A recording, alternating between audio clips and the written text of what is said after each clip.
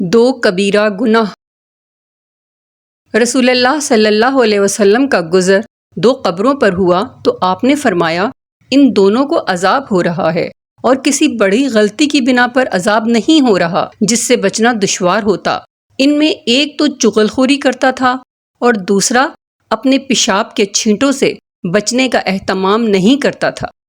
صحیح بخاری 216، صحیح مسلم 677۔ چغل خور کا انجام۔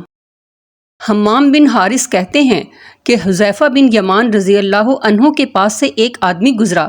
ان سے کہا گیا کہ یہ شخص حکام کے پاس لوگوں کی باتیں پہنچاتا ہے، تو حذیفہ رضی اللہ عنہ نے کہا میں نے رسول اللہ صلی اللہ علیہ وسلم کو فرماتے سنا ہے، چغل خور جنت میں نہیں داخل ہوگا۔ جامع ترمذی حدیث نمبر 2026۔ مسلمانوں کی غیبت نہ کیا کرو۔ رسول اللہ صلی اللہ علیہ وسلم نے فرمایا مسلمانوں کی غیبت نہ کیا کرو اور نہ ان کے عیبوں کو ڈھونڈتے رہا کرو۔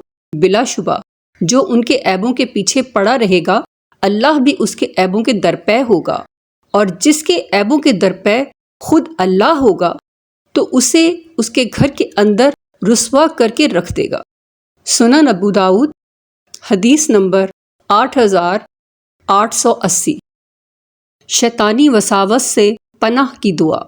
رسول اللہ صلی اللہ علیہ وسلم نے فرمایا میں اللہ کی پناہ میں آتا ہوں شیطان مردود سے، اس کے مغرور بنانے سے، اس کے تھوک سے اور اس کے چوکا لگانے سے۔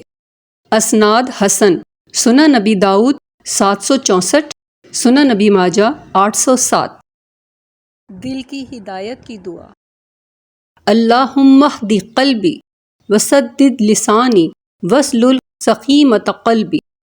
اے اللہ میرے دل کو رہنمائی عطا فرما، میری زبان کو درستگی عطا فرما اور میرے دل کے کینے کو دور فرما۔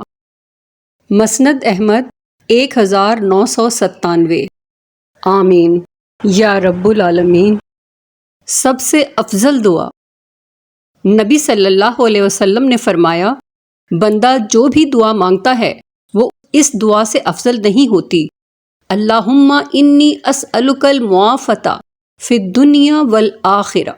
اے اللہ میں تجھ سے دنیا اور آخرت میں عافیت کا سوال کرتا ہوں۔ ابن ماجہ 3851۔